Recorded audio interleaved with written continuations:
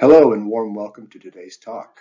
Today we will be exploring how the Common European Framework of Reference for Language, known as the CEFR, can help us design impactful learning tasks for multilingual language learners, or MLLs, as they'll be referred to in this presentation. To begin with, the presentation will follow three major sections. First of all, the CEFR and language profiles. Next, we'll look at outcomes and learning targets. And the last section we'll be looking at today is designing learning and considerations when teaching multilingual language learners in content classes. Now let's take a look at what the CEFR is and how it is organized. Here you'll see a graph of 6 concentric circles, starting with A1, the smallest circle at the bottom, proceeding to A2, B1, B2, C1, and C2. What I like about this circular graph is it shows how the language profile of an A1 learner, for example, is relatively limited, so sort of working on survival English basic words and phrases. And A2, the repertoire includes that of A1, but it expands upon that and what they can do in each context and each function of language, and that's sort of the way it works. And we're going to look at some examples in subsequent slides. Another thing I think that this graph does a good job of is talking about how language learning is sort of cyclical, and we go through this spiraling in which we're kind of reviewing and expanding upon previously learned things. And that goes all the way up from the very basics all the way to the more advanced language. So this graph allows us to see levels A1 and A2 kind of grouped together as beginner. And then we go on to B1 and B2, which can be considered intermediate. That could be sort of pre-intermediate and upper intermediate, depending on which system you're talking about these levels in. And then the C1 and C2 levels are advanced. So that's sort of another clear graphic and another way to view how the CEFR is organized and what those levels represent. So here we have another example of what can I expect of students, and it's according to the CEFR level. In this case, we have from A1 up to B2 plus. So we're looking at reading and writing competencies, so sort of literacy competencies at these levels. With A1.1, we can generally expect students to read and write high frequency words and keywords, so not necessarily a full repertoire. In A1.2, read and write sentences with one idea using high frequency keywords and vocabulary. Again, these high frequency and keywords being essential, sort of think of survival language, common everyday language. At the A2 level, we can then expect students to read and write short texts about familiar topics, familiar being a key piece here. In B1, reading for detail or identifying secondary arguments within a text. So we're getting a little bit into complex sentences and that sort of thing, and being able to mediate those sorts of texts.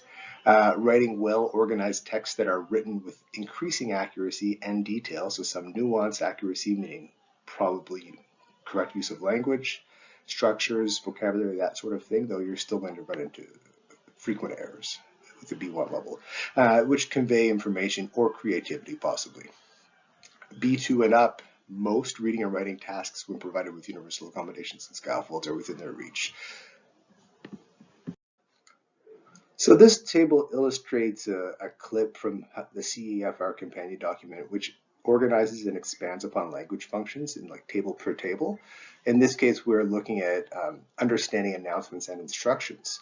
So typically these tables will be organized from pre-A1 or A1 at the bottom, moving up to A2, B1, and all the way to C1 or 2. For the purpose of this table, we've just included pre-A1 to B1, which corresponds to the language support levels you would see in PowerSchool with students in your classes. Once they have completed all the B1 objectives, they're generally not officially on EAL support anymore.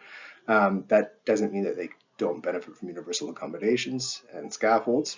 However, for the sake of this, we're just going to look at a couple key examples. So at pre-A1, when we're considering understanding announcements and instructions, can understand short, simple instructions for actions such as stop, close the door, when delivered slowly, face-to-face, accompanied by pictures or gestures, perhaps repeated. Okay? We're going to change the wording slightly, looking at A1 now. Can understand when someone tells them slowly and clearly when something is in their immediate environment. going up to A2 can understand simple directions on how to get from X to Y by foot or public transport. Or if we look below that, can understand basic instructions on times, dates, numbers, etc., and on routine tasks and assignments to be carried out. And you'll notice that there's an increasing number of can-do statements when we get into the A2. Then with B1 can follow detailed directions. Okay. If we went all the way up to C2, it's going to say virtually, can understand virtually everything, for example. So our curricula are based on these sorts of statements from the CEFR, and they're curated to be age appropriate and relevant to the student learning context that they would have in school. Support from K to 8, they will have a document that their mentor or tutor uses to follow their progress next steps with, which is called My Language Learning Journey. This is just a quick example of a grades 1 to 2, but we have them from 3 to 5, 6 to 8, and in high school they have a portfolio that looks a little bit different, but it has similar can-do statements. This can be useful for classroom and content teachers to get an idea of how the CFR statements are sequenced and sort of what the next steps would be, and maybe what they can expect of students in a specific task. So the CEFR curriculum, or the EAL curriculum, as well as My Language Learning Journey, takes into consideration 4 key skills in language learning. We see here 4 pictures that would represent listening, reading, speaking, and writing. In addition, the CEFR also considers 4 macro competencies, that is reception, so the input we get for language, generally listening and reading, but there's other visual cues that we can take in as well, and body language, for example. Mediation, and how we construct meaning and sort of negotiate meaning from these things. Production, generally oral production, spoken production, and written production. And interaction would be some combination of speaking and listening, like a conversation, or writing through correspondences, emails, text, that sort of thing. Those would be interaction tasks. As I mentioned before, most language learners will have a holistic CEFR level in PowerSchool, which indicates their overall level of instruction or support that they receive. However, I would like to take a look at the table and graph below, which show how learners may have greater strengths in one skill set over another. For example, if we look at this learner on the table at the top, we see they speak Spanish, and the strongest skill indicated in blue would be their reading skills, which they're B1 or B2 plus rather, and their listening and spoken interaction might be a little bit on the weak side, whereas their other skills are all sort of B1 plus. So overall, they would probably have some kind of level that says B1.2 or B1 plus if they were to be in our system. And below, we see that this learner actually speaks multiple languages. So blue appears to be the strongest overall because it reaches the corners of this graph. So we see listening would be at the C2 level, reading, spoken interaction at C1, spoken production. And there's sort of a trend with this learner. So we see that they tend to do quite well with reading and listening, so sort of the receptive tasks, in French and German. And that's also sort of the case with their Spanish as well, and to some extent the Italian. So there's definitely a strong bias towards reading comprehension here, or reading competencies. And they tend to have weaker writing production and written interaction and spoken production overall. So all this to say that learners aren't necessarily just stagnant at one level or categorically in one level. They could be sort of scattered throughout. So often you have students who maybe have gaps in literacy skills, who speak and can listen quite well, and whereas they might be missing a lot of writing and reading skills. But the opposite can be true too, with students who have maybe learned English in sort of as an academic subject, for example, and they might have stronger sort of grammar, reading, writing skills, and weaker speaking and listening skills. So there's all sorts of different learner profiles you might encounter, and just something to be cognizant of when you're designing tasks or asking students to do different things in class. Sometimes playing to their strengths is a good strategy. So next, I'd like to take a look at a general language function, addressing an audience, such as giving a presentation.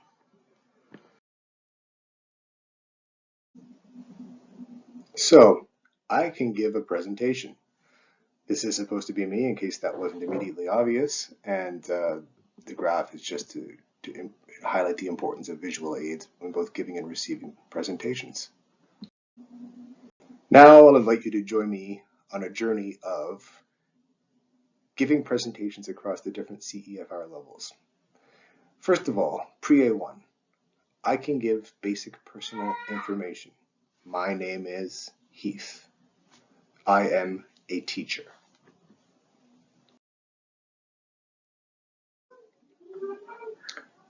So once I'm meeting A1 outcomes, I might have something a little more complex, some more details to add, still sort of rehearsed and predictable language. So it might be, my name is Heath. I'm a teacher with Anglophone School District West. I'm Canadian and I was born in Canada.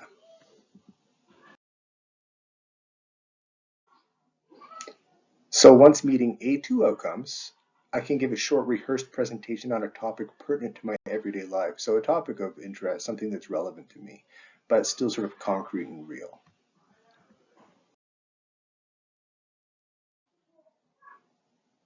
So you may have noticed that the distance between A2 and B1 was a little bit longer than the previous jumps.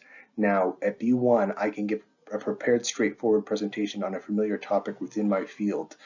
So here we have a little bit more flexibility. It's still known topics rather than kind of unknown, very abstract topics, but they might become increasingly abstract and more nuanced and that sort of thing. Certainly more fluid with what we can communicate.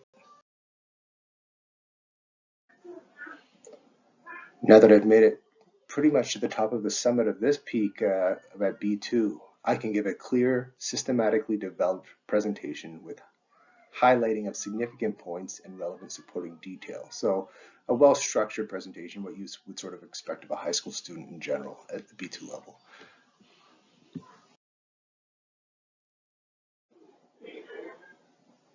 So you may have noticed that the distance between the levels has increased quite a bit this time. And this is sort of representative of the time, and effort, and exposure it takes to master the higher levels.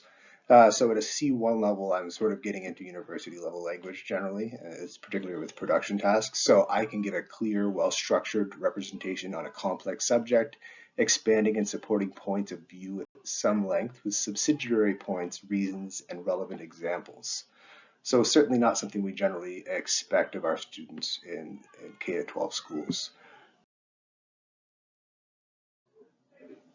Moving all the way up to C2, I can present a complex topic confidently and articulately to an audience unfamiliar with it, structuring and adapting the talk flexibly to meet the audience's needs. In some descriptors, I've even seen responding to hostile comments, but anyway, not as a sort of significant note is C2 does not necessarily mean native speaker level. C2 is like a very eloquent speaker, and not all native speakers reach a C2 level in their home language, for example. So here we have the same function, addressing audiences, and the same descriptors spread across another mountain landscape. You'll notice there are some people who represent students at different stages of their linguistic journey, different language competencies, and we'll notice there's a bunch of obstacles, rocks, and boulders on the landscape as well that they need to sort of navigate and overcome. So what I'd like you to do is consider how the large boulders might be broken into more manageable pebbles to facilitate student achievement in a content class. So we're kind of thinking of maybe chunking the tasks that we have students do to make it more accessible. So moving on to outcomes and learning targets. All classes have content objectives or curriculum outcomes, and I would like to explore how learning targets compare with these to allow increased access to content and curriculum for language learners. First of all, let's take a look at an example of a task-based learning cycle. For the purposes of today's talk, we will be using the term task-based learning rather loosely, the emphasis being placed on learning cycle, and the task is sort of a unit or a chunk of learning. But generally what task-based learning looks like is sort of a part of the communicative language teaching approach. So you're using communication, you're using language to accomplish a task, and the focus is sort of on the task, not necessarily on the accuracy of language, though the review and the feedback does play a part in helping helping language progress in terms of accuracy and whatnot. So essentially, we want to see a pre-task, so some kind of engagement, hook, warm up, something like that. And then the task, which has a lot of the cycle built into the task itself. So we have a presentation element in which there's input from the teacher probably, if not from a mentor text or something. The task that the students will have to do, and then the planning and what they need to do to get there. So I'd like you to think again of the task maybe as the boulder, and the planning as maybe the pebbles we need to piece together to overcome that boulder, something like that. You'll notice too there's a review for accuracy and sort of like let's just think of that as sort of a feedback cycle. So that kind of goes through the whole process here. Again, we're going to be using this term loosely, task-based learning. I don't have to spend too much time on this particular graph. So let's get right into the inspiring quote. Student choice is more than simply picking a task. It's about owning the entire learning process. So students need to know what they're doing to make learning meaningful. It is also important they also know why. Okay, so that's sort of how we want to frame the upcoming pieces, and we're going to be looking more specifically at learning targets. So some schools within ASDW, but not all, would have had a focus on learning targets as part of their school improvement plans or be familiar with learning targets in general, but just for everybody to be on the same page, generally we're looking for learning targets rather to use student-friendly language. We're going to consider both content and language objectives, and I'll explain a little bit more about that later. And we want to provide opportunities for students to set their own goals.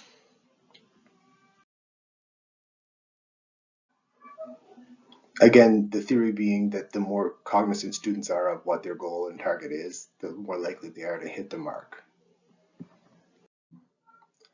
So here we have a few examples of what learning targets might look like at different CEFR levels, but within the same content class. So if students write their own learning goal or target, it might look a little bit different according to what they think they can do. It's not always necessary for students to write independent or individual goals. However, it can happen depending on the context. So in the event that it were to happen, you might have something like the person on the left here, who we saw was working sort of at A2 outcomes, can understand whether a person is for or against something provided what is said is slowly and clearly articulated.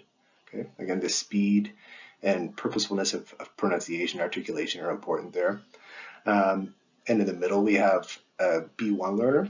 I can understand the main points of views expressed in class conversations and clear discussions on historical and social issues. Again, clear being an important adjective there.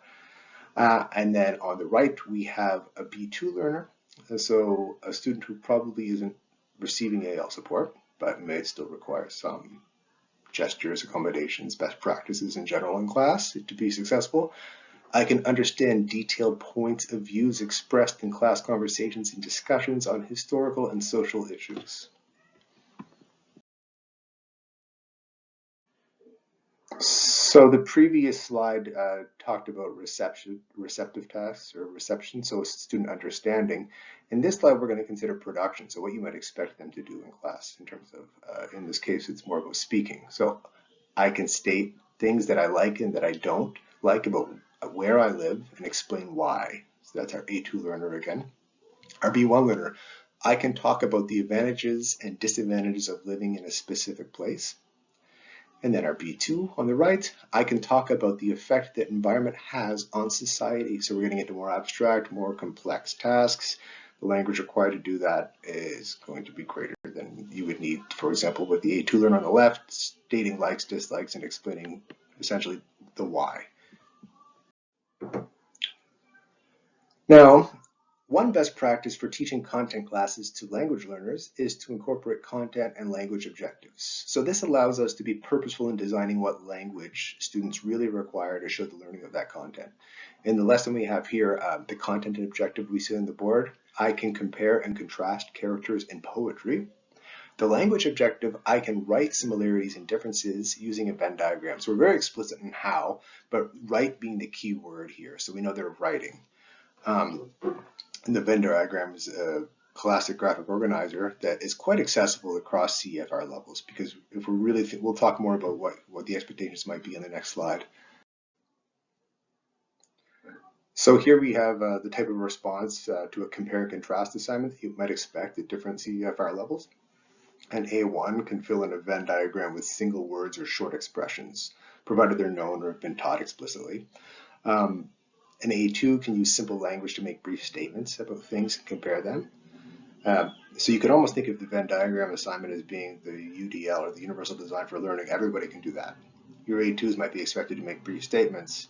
However, if you're a B1 or a B1 plus, then maybe you're comparing and contrasting different alternatives or solutions in a straightforward way, or considering alternatives in a more kind of thoughtful manner at B2, for example. All that to say that the basic design of the learning target is accessible to everyone in that case. However, the expectations of how that's interacted with might change according to what the student's abilities are. Right, so here are some examples of SCOs coupled with language-based learning targets from a grade 9 social studies curriculum.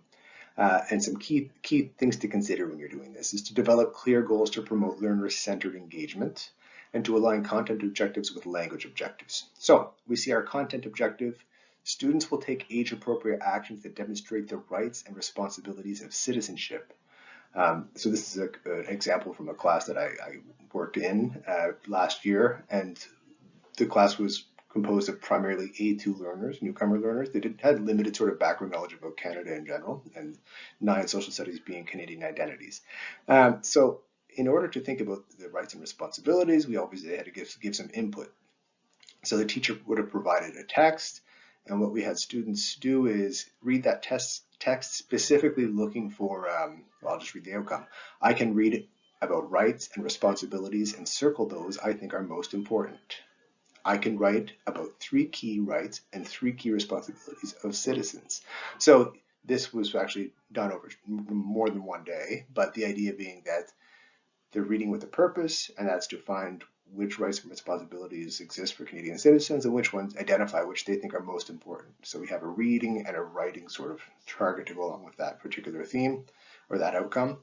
Another example here is students will explain the operation and structure of governance in Canada. And the language target, I can describe responsibilities of the federal, provincial, municipal government. Again, we have describe, so we know it's a productive task. Does it say reading, or excuse me, does it say writing or speaking? No. However, it could be either, so we could clarify that, or perhaps it's a student choice piece. Now I will shift gears slightly here and consider grading language and making the language we use accessible. So GCOs and SEOs are sort of official, and we can't do a lot with the language done in those. However, the can-do exemplars that accompany some of our curriculum documents certainly can be adapted to be more student-friendly. So I'd like you to consider whether the language used in I can exemplars could impact student understanding of the task itself. Here are some more examples from Social Studies 9 outcomes. And on the table on the left here, it's the CFR complexity according to Text Analyzer. So that would be a website called Road to Grammar Text Analyzer. If you Google that, you'll find it. And you can plug in, copy and paste any text that you can get your hands on, and it will tell you roughly what CEFR level that is written to. So when I look at the I can exemplar that says, I can debate the complexity of a national identity in a culturally diverse society, that comes out as C1. Okay, remember C1 is sort of like upper levels of high school, university level language as a ballpark. Now, when that is simplified, and I just used ChatGPT to simplify that, and it came out with, I can discuss why it is hard to define what it means to be part of a country when there are many different cultures living together. So we've reduced it 2 levels from C1 to B1, but the beauty here is that we haven't really changed what it means. The function of that statement hasn't really changed, right? So we're not really watering down any curriculum, we're just making it more accessible when we do something like this. Let's look at the other example below. I can produce a visual and or oral representation of my personal understanding of Canadian identities. Here we have C2 level of language. It is quite complex, it's quite articulate and flowery language. However, let's see what happens when we use ChatGPT. I can draw or design an image or speak about what I think it means to be Canadian. And that, I think my face might be blocking it, but that comes out to the A2 level, so quite accessible. Again, we haven't changed the function. That's not always the case. Sometimes if you oversimplify something, you can change the function, but in these cases, it really isn't. It's just becoming more accessible. Now we're going to dig a little bit deeper into the process of designing learning. And we'll look at a couple frameworks that you might want to consider. So the cycle of backwards design planning. We have an example of a sort of an assessment learning cycle, but with a linguistically accessible lens applied to it here. Starting at the top left, identify the essential learning for the outcome. So we want to see what is that essential learning. What we saw in the previous slide, the function we don't want to change, but we might change the language we use to access that function. Next, provide opportunities for students to show their learning. Okay, so we're going to design the big task, design the projects and the products that we want students to do. And then we're going to plan learning and instruction that is linguistically accessible. So what do we need to do and how much do we need to break it down for the students to be able to do those products, projects, etc. So this slide, I'm actually going to give you a personal anecdote here. So this is a picture I took in 2007 when I went to Ecuador with my partner one summer to take a couple of Spanish courses at a university, like La Universidad de Cuenca in Ecuador. So part of getting a Spanish major before I graduated involving needing a couple extra credits. And I was probably like an A2, B1 learner, as was my partner when we went down there. But what we needed to do is take sort of content classes, literature, culture, that sort of thing. We weren't allowed to take language classes because those were already offered at our university. So the content, needless to say, would probably be C1, C2 in terms of how difficult the language was and the text we would be encountering. So there was a fair gap there for what our linguistic capacity was with what the content looked like. Ultimately, we spent a lot of time working on it. Successfully completed the 2 courses that we went down to take. Now the adaptations that were made for us were the requirements of what we needed to produce. So the content didn't change. We didn't have less content. Perhaps there was a slightly reduced quantity, I'm not sure, but I know that the texts themselves were like the key texts that were required of other, like native speakers would have used. But what did change is how we interacted with them, how we engaged with them. So we might have done like a PowerPoint presentation or sort of had the opportunity to translate when needed or done research in our home language when we had sort of a home assignment. So gaining the essential concept was there. The length of the tasks, our productive tasks, was reduced. So we didn't need to do the full 5-page essay, let's say. And maybe had some choice, alternative products that we could, ways of engaging with it. So I like to think of rigor in the case of scaffolding for language learners. Rigor is really keeping students challenged with the content, but not overly challenged. We want to keep them in the zone of proximal development. Now we might scaffold a little bit more for language learners than we normally would for a native speaker in terms of linguistic scaffolds. However, we do want to make sure that we have some sort of universal best practices for everyone in the class. So we want to make sure those things are in place because it's going to not only benefit your language learners, but it'll benefit everybody. And in the next slide, we'll see some sort of things that always work. So scaffolding for all levels. We have on the right here sort of a multi-leveled scaffold. And beside that, we sort of see just some very basic things we can do that help everybody in the class, not just the language learners. So using graphic organizers, I will sort of note that you do need to sometimes intentionally teach the graphic organizer. It's not all, students don't always come in with the background knowledge of, let's say, a Venn diagram or, for example, sort of a storyboard. Like those concepts might need to be modeled and walked through to have success with them. Making input comprehensible, the idea being that if I use visuals and gestures and so on and so forth, it becomes more accessible to people. So below here I have anchor charts, physical gestures, projecting content, digital or printed images, illustrated vocabulary cards, timelines, graphs, charts, realia, some real life things you can bring in, posters, pamphlets, products, maybe like label of something. Then we go to structures. So providing sentence stems, sentence frames, paragraph frames, I'll model in a minute. And for vocabulary, we want to be intentional about content and academic vocabulary teaching, especially with the sort of the collocations that might go with these words. So Photosynthesis, for example, is a difficult concept to teach, so we want to be really clear in our instruction and sort of have maybe on a word wall or an anchor chart, or students have a personal dictionary. That's really up to what you're comfortable with in your classroom, but we do want to have some sort of intentional vocabulary instruction piece built into these more academic classes. Just to expand a little more on making content linguistically accessible, so some strategies to make content comprehensible would be PowerPoints, visuals with manageable chunks of language.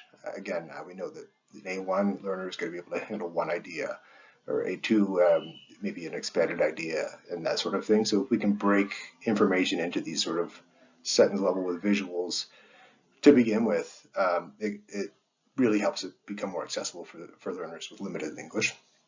Graphic visual organizers, teaching key vocabulary again, and one strategy that's popular in elementary classrooms, but in my experience has worked really well in middle and high school, is gradual release of responsibility. So going from modeling to co-creating products to perhaps small group creation, and then to individuals, giving frequent check-ins. So considering how can we model and slowly release the scaffolds on a task for students.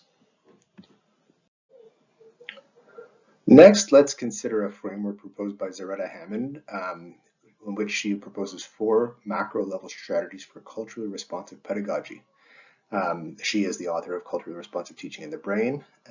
And so let's take a look at these 4 macro-level strategies. The first is ignite, cue the brain to pay attention. Okay, so we want to engage students. Next is chunk, feed the brain right-sized pieces of information. Okay. Chew, help the brain process content.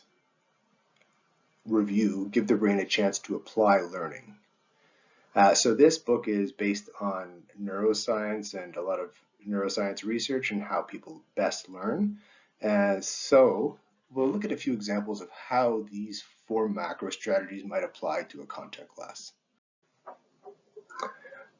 So let's consider, first of all, ignite with hooks or an engaging routine. Going back to the grade 9 social studies example, we covered GCO2, which is exploring human and physical landscapes of Canada, with a daily warm-up and sort of a little competition routine in which students would get a picture. They were asked a couple of questions like, where is this, name the place, what province is it in, of different human and physical landscapes across Canada, and they would have their cell phones and try to find the answer to those questions as quickly as they could. And what was interesting about this is that students, especially the newcomer students, didn't necessarily have the background knowledge that you would expect in a typical grade 9 social studies class. So this is one way of both engaging and a way to explore the physical and human landscapes of Canada for students that required the building of that background knowledge in the class. So what is a chunk? The second strategy of Hammond's. It is a mental leap that helps you to join bits or pieces of information through meaning. For example, when you are learning a new language, could be a good option to create small groups of words that are related. A group of fruits, clothes, places. Okay, so we're sort of thinking about categorizing in this context. When you are angry or stressed, the brain loses the ability to do those connections. So the idea here being that chunking is beneficial in that it doesn't overload the cognitive load, it doesn't release too much cortisol or stress and produce that fight or flight kind of feeling. So we want to keep students challenged, but still comfortable enough. So here's an example of a task that allows all learners to participate with the intentional, an intentional vocabulary focus. The theme corresponds to a documentary that was examined in an English 11 class with many multilingual language learners in it of varying abilities. So what we attempted to do here is start with an activity in which students would sort of activating their schemata, but from an A1 learner who would maybe be translating these words and looking up their meanings in their home language, they can certainly access the activity. So it's getting students prepared for learning, it's getting them to make predictions, it's doing all kinds of sort of content related outcomes, but not overwhelming. Then the expectation might be that students go on to complete sentence stems, which we have below. Protecting whales is important because if they die, and then so on and so forth. So this was sort of like a chunk of the film too. The first 10 minutes they would have watched and then sort of completed this activity, predicting what would happen with the rest of the film, but also responded to what they learned. And then what's not included in this slide is more of an open response piece. So the students that are ready to move on to that have that opportunity. And the students that maybe spend the 10 minutes of work time on the very first assignment, kind of digesting these words, we're totally free to do that as well. So one aspect of chunking would be to teach vocabulary. I'm not proposing any hard and fast rules. The main point here is to teach vocabulary and be intentional about teaching vocabulary and kind of selecting the key vocabulary for your course. We have an example of a vocabulary journal. In this case, the definition and translation and image are provided to the student. However, it could just be, that could be an example, and then they have boxes that are blank. So we have the word education, some sort of definition, which could be synonyms. It doesn't have to be a dictionary definition. It could be a student-produced definition, formal teaching and learning, an image. Sometimes that would be blank and left for students to illustrate if appropriate. And then we have a translation, an opportunity for translation. We could also have another box, which would be a place to include the sentence in which that vocabulary piece was found, or to show it in context. Below we have a similar example, and the main idea here is we want to think about how vocabulary how is that target vocabulary going to be used and built into learner tasks. Okay, so whether we're using sentence stems, or we'll see in a few minutes paragraph frames, just to be very intentional about using, recycling, and reviewing the vocabulary required to be successful in the course, which is going to help students who might have a hard time in the course that aren't language learners as well. So more on chunking tasks. In this case, we mentioned previously that an A2 learner might be working on paragraph level. Sort of A1 would be basic sentence level, A2 would sort of be paragraph level, B1 might be working on connecting paragraphs, that sort of thing. In this case, we have a hamburger writing, a paragraph writing graphic organizer essentially, which helps students organize paragraphs.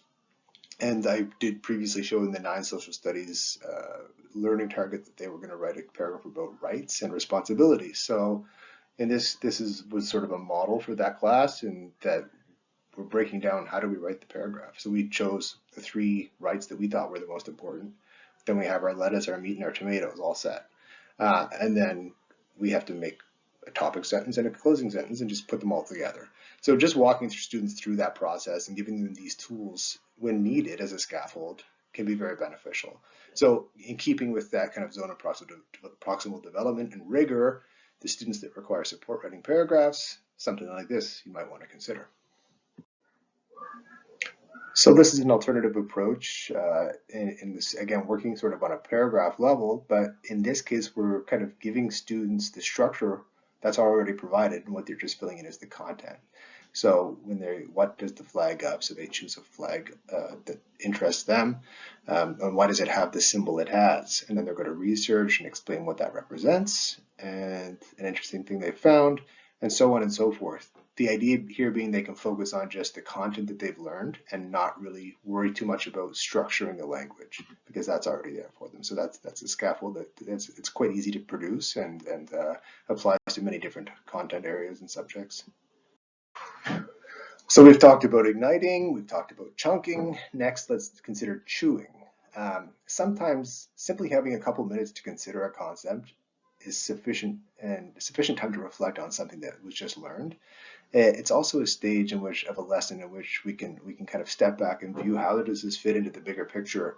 So we have a couple of examples here of one sort of notes from a math class in which we're looking at length and area and volumes and kind of consolidating that information. How does it all fit together? What does it look like, right? So the students are almost reflecting, okay, how does my learning go together?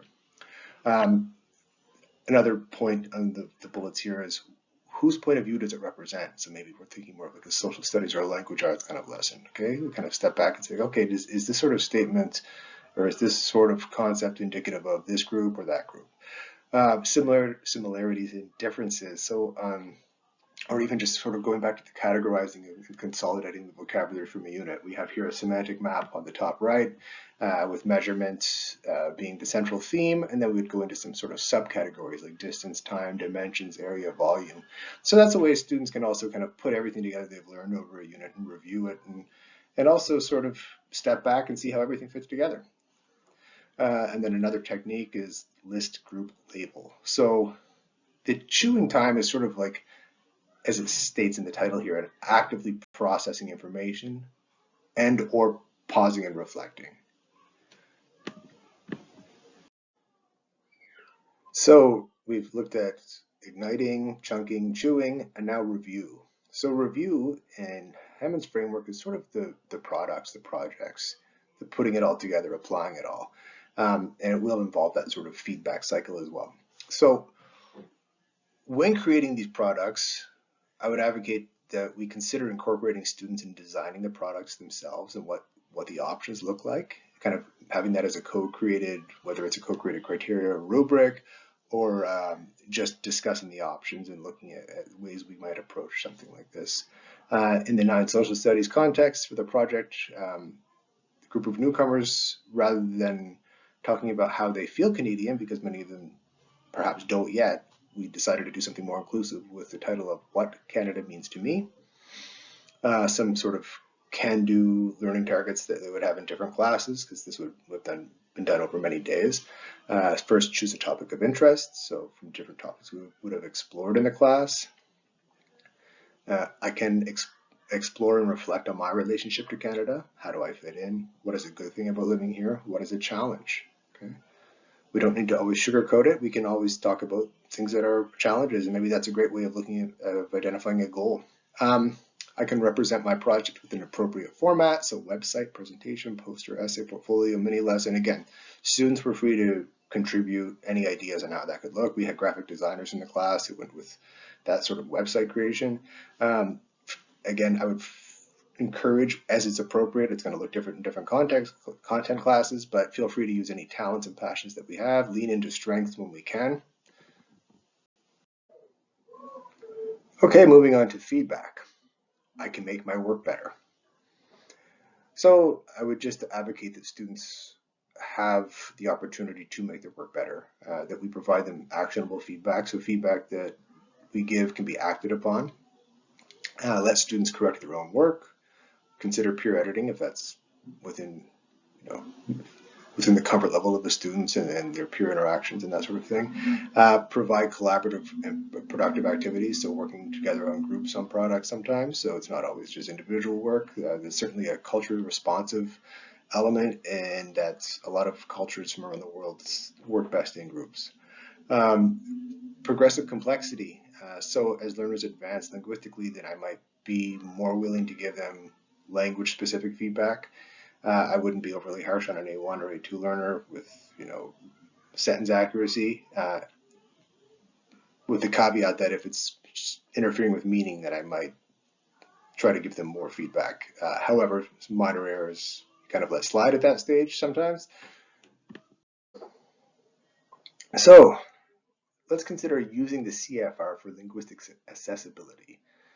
In this context, we're going to look at some numeracy outcomes, or actually numeracy related descriptors from the CEFR. So at the A1 level, we have 2 in this table. I can identify and copy numbers and symbols related to the time of day and money. So we're talking about times, we're talking about money, duration, hours, days, etc., that sort of thing. We have some examples you might encounter is what time does your 5th period class start, for example. When does the new FIFA game come out? And there's the poster. And we have the release date, October 1st, 2021. Early access, September 27th, 2021. So we have relatively large numbers and dates. If you have learners that are in elementary school, then maybe they're not doing numbers to 1,000 yet, but from grades 4 and up or 3 and up, that is sort of an expectation. So another example below is with the iPhone. So birth year, again, phone numbers, prices. So getting kind of fluent with both understanding and producing numbers.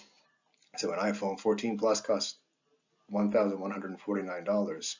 maybe we're working on rounding a little bit. So we might say it's $1,150, or if it's $999, we're going to say it's $1,000 phone. So being intentional about how that language is structured is important. Maybe you teach numeracy at a higher level than that, but at the very least, this is something that students can be working towards when they very first get here, and it's language that they need to use on a daily basis. Just a great quote for the numeracy piece. Equity in school mathematics should also include access to high quality design of learning experiences. So one thing I'll share with you in the next slide is here we have a table with the distance from Fredericton to different cities around the world. So these cities were of significance to the learners in the class. They all chose a city that they were interested to see how far it was. So we would get on Google Earth and measure with the ruler feature. We'd look at some pictures of the city to familiarize the class and build some background knowledge. So once we measured it, we would record the measurements, compare them a little bit. Lots of things you can do in math. We place them on number lines, all kinds of things like that. We also use these cities as a practice of rounding to different place values. So rounding to the nearest 1,000, rounding to the nearest 100, and so on. And because this was sort of co-created with the students, there was more buy-in. They were interested to know what the cities their peers are connected to somehow. And we would recycle it and fully exploit this whole idea with different contexts. I mentioned number lines, I mentioned rounding. We also did the prices, like if you were to fly there. And in this case, we looked at making a bar graph with the costs, the dollar costs. I think we rendered to the nearest 100 perhaps, and which students would then color in how much it costs from Fredericton to go to Kassala, Kandahar, Kinshasa City, Beirut, Chicago, and so on and so forth.